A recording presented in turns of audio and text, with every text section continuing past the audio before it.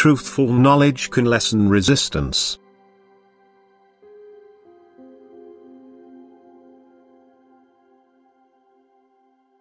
Regardless of what earthly objections you encounter, firmly hold on to the fact that you are working on my behalf, even if they call you fantasists and deny your direct bond with me, your God and Creator.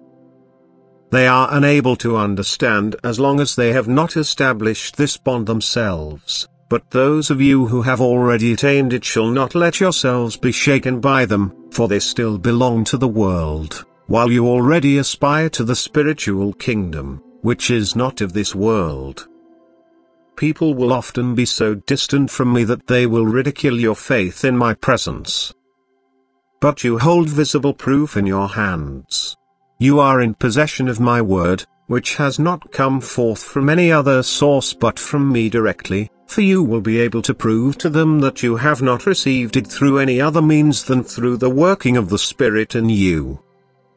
Anyone who listens to you will be able to verify the truth of this statement, but anyone who instantly refuses to listen is and will remain completely uninformed, and thus he will forfeit a great gift of grace because he fails to make use of it, and, without blessings, he will never be able to become blissfully happy.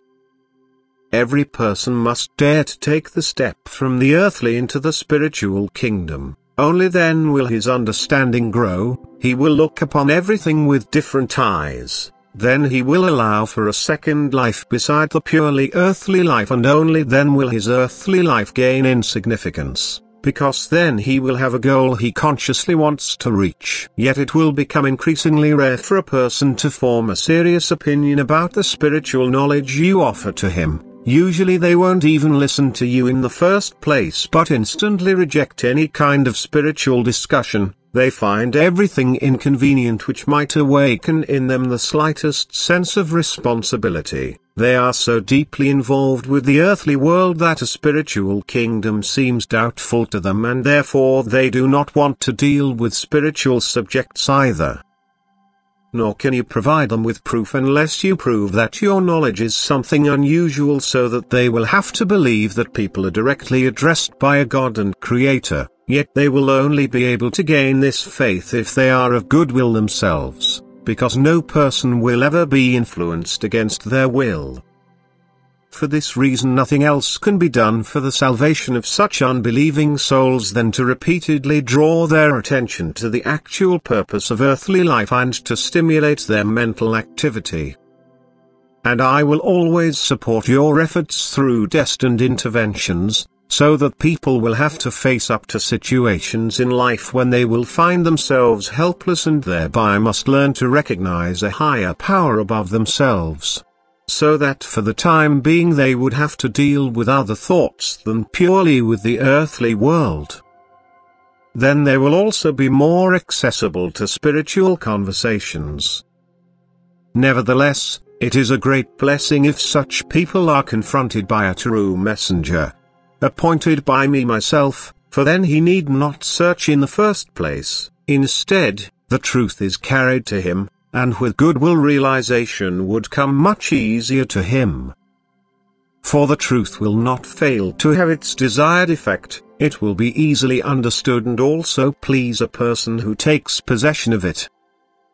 And thus it will only ever be your task to inform your fellow human beings of my working on and in yourselves, so that they will first reflect on it and then can be inwardly taught by the world of light, so that they will start to think about it and subsequently may always approach you for confirmation, because you advocate the same spiritual knowledge which is mentally offered to them by the world of light.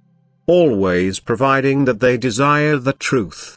That they not only thoughtlessly accept what is presented to them but that they only want to recognize and accept what is right. If someone bluntly rejects you, let him be, but take care of those who are undecided and only need to be introduced to the right knowledge in order to accept it.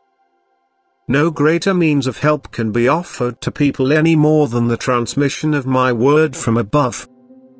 For this contains the strength which will also impress those who are still spiritually weak, who merely require an impetus in order to gain faith, and who will surely receive this impetus if they are given an explanation as to why they live on earth. A truthful reason for their earthly existence can tear down a person's every resistance and make him receptive for additional knowledge. And you, my servants on earth, can at all times provide your fellow human beings with this truthful knowledge, and they will not be able to disregard it. However, you must always give them the opportunity to pose questions, which you will then answer correctly. The truth will always be effective. It will be understood by those who seriously ask you with the will to find the right answer. Nevertheless, those who lack this won't believe you, and thus the work of leading them to the spiritual path will be unsuccessful. And if you, who possess the pure truth, cannot succeed, then it will definitely not be possible for other people who know too little themselves to instruct their fellow human beings. And time and again I will still make use of the means which can be successful, such as severe strokes of fate, diseases and suffering, in which they can recognize their own helplessness and turn to the power which they must acknowledge above themselves. I will react to the slightest thought of me, and truly, it will only be in your best interest, for it is not my will that even one person should go astray. Instead, it is my will to give everyone the life which lasts forever. Amen.